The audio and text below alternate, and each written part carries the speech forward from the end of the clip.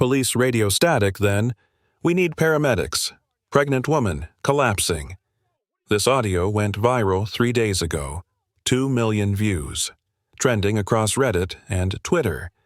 The clip showed a pregnant black woman, wrongfully arrested, handcuffed, slammed on a car hood, while dozens of people filmed and screamed. But what the internet didn't know, the woman's husband was about to walk into that police station as their new chief of police. And Officer Jeremy Wallace, the cop who'd sneered "sure he does" when she mentioned her husband worked there, was about to learn what accountability really means. This is their story. If you believe these stories must be told, subscribe to Golden Stories and ring the bell so you never miss a moment of justice. It started with a routine grocery stop. Maya Williams, 7 months pregnant, had just picked up vitamins and ice cream. She laughed at herself while scanning the receipt, one hand resting protectively over her belly. The parking lot shimmered under late summer heat. Then came the flashing lights. A police cruiser rolled up beside her sedan, sirens short and sharp. Officer Jeremy Wallace stepped out, hand already on his gun. He didn't say, "Ma'am." He didn't ask for ID. He barked, "Step away from the vehicle." Maya froze. Her first thought was that he must have mistaken her for someone else. Her second was the baby kicking inside her, reacting to the fear. I haven't done anything," she said softly. But Wallace's eyes were already locked with that cold certainty, one born not of evidence but of prejudice. He saw skin first, pregnancy second, humanity last. "This vehicle matches a stolen car report," Wallace said. "Step away, now." Maya's hands trembled as she raised them. "Officer, please, this is my car. I have the registration." "I said step away!" His voice cut through the parking lot. Heads turned. Maya took a step back, her breath shallow. "I'm pregnant. Please, I'm 7 months." Wallace grabbed her arm. Before she could process what was happening, he spun her around and slammed her against the hood. The impact knocked the air from her lungs. Her water bottle rolled across the pavement. "Hands behind your back!" "Please, the baby." The metallic click of handcuffs echoed. Too tight. Her wrists were swollen from pregnancy and the metal bit into her skin. A teenage girl pulled out her phone, hitting record. A man stepped forward. "Hey, officer, maybe—" "Back up, this doesn't concern you." Maya's knees buckled. She steadied herself against the car, tears streaming. "My husband," she whispered. "My husband works with your department. His name is Daniel Williams. Please." Wallace's lip curled. He leaned in close. "Sure he does." Those 3 words would haunt him later. Behind him, phones were raised. And somewhere in the crowd, a teenager hit post on a video that would change everything. Jeremy Wallace had been doing this job for 12 years. 12 years of badges and commendations. 12 years of what his captain called instinct, and what the newer recruits whispered was something else entirely. He called it experience. As Maya sobbed against the hood, Jeremy's radio crackled. His partner, Officer Chen, pulled up in the second unit. "Wallace, what have we got?" "Stolen vehicle match. Running the plates now." Chen glanced at the pregnant woman in handcuffs. "She doesn't exactly fit the profile, man." Jeremy's jaw tightened. "They never do. That's the point." Maya's voice broke through, trembling.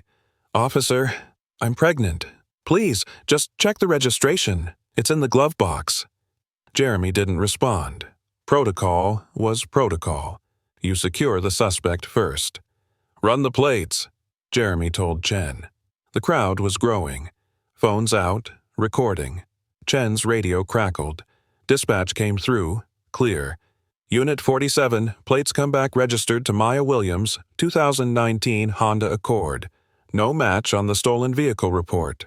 Repeat, no match." The parking lot went silent. "Wallace." "I heard it." He moved to uncuff Maya, mechanical, emotionless.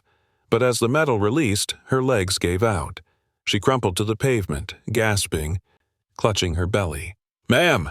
Chen dropped to her side, excited, barking into his radio. "We need paramedics. Pregnant woman, distressed. The crowd erupted. Are you kidding me? He assaulted a pregnant woman for nothing. I got it all on video. This is going everywhere. A young woman with purple hair stepped forward, phone raised. I hope your boss sees this. Jeremy stood there, arms crossed, watching the paramedics load Maya onto a stretcher. Her face was pale, tears still streaming. He turned away, muttering under his breath. Let him. The ambulance doors closed. Sirens wailed into the distance. The crowd dispersed slowly, still filming, still cursing his name. Jeremy climbed back into his cruiser and drove away. Stone-faced, unrepentant, he had no idea the storm was already coming. That night, the video started spreading. By midnight, it had 5,000 views. By morning, it would have millions. But right now, in this moment, only a few hundred people had seen it, and one of them was sitting alone in a downtown office, watching his pregnant wife cry on a stranger's phone screen. Maya Williams sat in the dark, curtains drawn. Her phone buzzed endlessly. Messages from strangers she'd never met. She didn't read them. She just sat there, one hand on her belly, feeling her son kick restlessly, as if he too could sense what was coming. Across town, Jeremy Wallace scrolled through the early comments, each one a dagger. He slammed his laptop shut. Social media hysteria, he muttered. Keyboard warriors. His phone buzzed. A text from his captain. Meeting tomorrow, 9 a.m. Sharp. Internal review. Jeremy tossed the phone aside. He'd been through this before. A slap on the wrist. Paid leave, then back to work. They always backed their officers. The next morning, the precinct was tense. Captain Morris stood before the assembled officers. The department's under a microscope. There's going to be an internal review of the Williams incident. A murmur rippled through the room. And new leadership is arriving. Our new chief of police starts today. Jeremy leaned back, unimpressed. Another politician in a uniform. Miles away, in a quiet office downtown, a man sat alone. The video played on his computer screen, paused on a single frame. Maya's face. Tears streaming. Mouth opens in a silent plea. Daniel Williams stared at the image. His reflection overlaid hers in the dark glass. Two faces, one story, infinite rage held in check by iron discipline. He didn't move. He didn't speak, but his hand slowly curled into a fist. By tomorrow morning, the video would have 2 million views. By tomorrow afternoon, Officer Jeremy Wallace would finally understand what he'd done, and to whom. The briefing room felt different that morning. Officers stood in formation, straighter than usual, whispers rippling through the ranks. Captain Morris stood at the front, waiting. The door opened. Daniel Williams walked in and the room went silent. He was tall, 6'3" of a controlled presence. His uniform was crisp, his posture military precise. But it wasn't his appearance that commanded the room. It was something deeper, authority that didn't need to announce itself. Good morning, Captain Morris said. I'd like to introduce our new chief of police, Daniel Williams. Daniel stepped forward, scanning the room with calm, assessing eyes. His gaze moved deliberately across each face, including Jeremy Wallace. Thank you, Captain. Daniel's voice was steady, measured. I'm honored to lead this department. Many of you have served this community with distinction, and I respect that. He paused. But respect is earned through action, not just worn on a badge. Moving forward, this department will be defined by ethical policing, accountability, and the understanding that every person we serve deserves to be seen as human first. A few officers nodded, others shifted uncomfortably. Jeremy leaned toward Chen, muttering, "He looks familiar. Do I know this guy?" Chen shrugged. "New hire from outside the department." Daniel continued, "I'll be meeting with each of you individually. I want to hear your perspectives, your challenges." Then he did something unexpected. He walked through the ranks, shaking hands with every officer, one by one, eye contact, firm grip. When he reached Jeremy Wallace, he paused. "Officer Wallace." Jeremy extended his hand, cautious. "Chief?" Daniel's handshake was firm, not aggressive, but unmistakably strong. "I look forward to our conversation." Then he moved on. Jeremy stood there, unsettled. Later that afternoon, Daniel sat alone in his office. His phone buzzed. Maya's name. He answered, listened for 10 seconds, then said just 4 words. "I will handle it." He hung up. On his desk sat 3 framed photos, an ultrasound, a wedding, and a still frame from a viral video, frozen on the face of Officer Jeremy Wallace. Daniel stared at that 3rd photo for a long time. Then he picked up his desk phone and dialed. "Captain Morris, send Officer Wallace to my office tomorrow. 2 p.m. He paused. "And close the door on your way out." Across the precinct, Jeremy tossed his badge onto his desk and muttered, "Great, another political hire." He had no idea how wrong he was. The summons came at 2 p.m.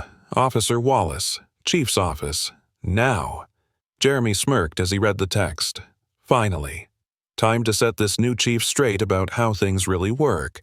He'd done this a dozen times, survived internal reviews, angry captains, even a lawsuit. They always backed their officers. He knocked once on the chief's door, confident. "Come in." What Jeremy didn't know, he was about to walk into a room containing 3 framed photographs. One of them would destroy his life. Daniel's office was immaculate. Everything had its place. Certificates lined one wall, military commendations, community service awards. The desk was clean except for a laptop, a leather notebook, and 3 framed photographs. The silence in the room was thick, deliberate. Jeremy sat down, trying to project confidence. "You wanted to see me, Chief?" Daniel didn't answer immediately. He simply looked at Jeremy, studied him, the way a surgeon examines a tumor before deciding how to cut it out. Finally, he spoke. "Tell me about your career, Officer Wallace." Jeremy straightened. 12 years on the force, sir. Multiple commendations. Officer of the Month 6 times. Clean record." "Clean?" Daniel's eyebrow lifted slightly. Jeremy faltered. "I mean, until recently. The grocery store incident was a misunderstanding. Honest mistake. Wrong plate number. Honest mistake," Daniel repeated, his tone unreadable. He reached across the desk and turned one of the framed photos toward Jeremy. It was an ultrasound image, black and white, a tiny form curled in the womb. "Beautiful, isn't it?" Daniel asked. Jeremy blinked, confused. Yes, sir." "Congratulations." "Thank you." Then he tapped the frame beside it, a wedding photo. The bride wore white, her smile radiant, her eyes filled with joy. Jeremy's stomach dropped. It was her, the woman from the parking lot. "That's—" His voice cracked. "That's my wife," Daniel said quietly. "Maya Williams, 7 months pregnant, arrested outside a grocery store 3 days ago." The air left the room. Jeremy's face went pale. "Chief, I swear, I didn't know." Daniel reached for a tablet on his desk, tapped the screen once, and turned it toward Jeremy. The video played. Jeremy's own voice filled the office. "Step away from the vehicle." Maya's trembling response, "I haven't done anything." The slam against the hood, the handcuffs, the crowd shouting, and then Maya's broken whisper, "My husband works with your department." Jeremy's sneering reply, "Sure he does." Daniel stopped the video. The silence was deafening. Jeremy opened his mouth, closed it, then tried again. "Sir, I didn't know. I swear, you didn't care to," Daniel said, his voice slicing through the air like a blade. Jeremy flinched. Daniel leaned forward, his eyes burning with controlled fury. "You saw a pregnant black woman and decided she was guilty before you even ran the plates. You didn't see a person. You didn't see a mother. You saw an assumption." Jeremy's hands trembled. "Chief, please. Tomorrow," Daniel interrupted. His tone final. "You'll understand what accountability looks like." He stood, signaling the meeting was over. Jeremy stumbled out, legs weak, heart pounding. Behind the closed door, Daniel stood at the window, fists clenched. Justice was no longer coming. It had arrived. The press conference was scheduled for 10 a.m. By 9:30, the room was packed. Reporters jostled for position, cameras lined the back wall, anticipation filling the air. Everyone knew what this was about. At 9:55, the side door opened. Chief Daniel Williams entered first, uniform pressed, expression unreadable. Behind him, pale and trembling, walked Officer Jeremy Wallace. The murmurs started immediately. Daniel stepped to the podium, adjusted the microphone, and waited for silence. "Good morning. I'm Chief Daniel Williams. I've called this press conference to address an incident that occurred 3 days ago, one that has rightfully drawn public outrage." He paused. "This department will face its truth, even when it wears a badge." Gasps rippled through the crowd. Daniel gestured to the screen behind him. "You've seen the viral video. What you may not know is that the woman in that video, Maya Williams, is my wife." The room exploded. Cameras flashed, reporters shouted. Daniel raised a hand and the chaos subsided. "I could have handled this quietly, behind closed doors. But that's not accountability. That's protection. And protection is what allowed this to happen." He tapped a remote. Body cam footage played. Wallace's perspective, the wrongful arrest, Maya's pleas, the collapse. Every brutal second. When it ended, Daniel turned to Jeremy Wallace. "Officer Wallace has something to say." Jeremy stepped forward, legs visibly shaking. He gripped the podium like it was the only thing keeping him upright. The room was dead silent. His voice cracked. He cleared his throat. "I owe Mrs. Williams an apology, and I owe this community an apology." He looked down, swallowed hard, then forced himself to look up. "I was wrong. I made assumptions based on prejudice. Prejudice I didn't even realize I was carrying. I saw a black woman and assumed guilt. I didn't see a person. I didn't see a mother." His voice broke. "I'm sorry. I'm so sorry." Silence stretched across the room. Then, slowly, a few people began to clap. Not everyone. Some reporters still looked skeptical, but enough. Justice without vengeance. Accountability without destruction. Daniel stepped back to the microphone. "Officer Wallace will be suspended pending a full review. Sensitivity training reforms will be implemented department-wide, and I will personally ensure that no one else experiences what my wife endured." He closed the folder. "That's all." Miles away, Maya sat on her couch, hand resting over her belly. The broadcast played on her laptop. She watched Jeremy's apology, watched the reporters' faces, watched her husband stand tall. She didn't smile, but she didn't cry either. She simply sat there, feeling her son kick softly, and exhaled. Justice had arrived. The press conference clip went viral again, but this time for a different reason. He actually apologized. No lawyer script, just remorse. That chief showed what real leadership looks like. This is how you rebuild trust. For once, the internet wasn't just angry. It was watching something rare.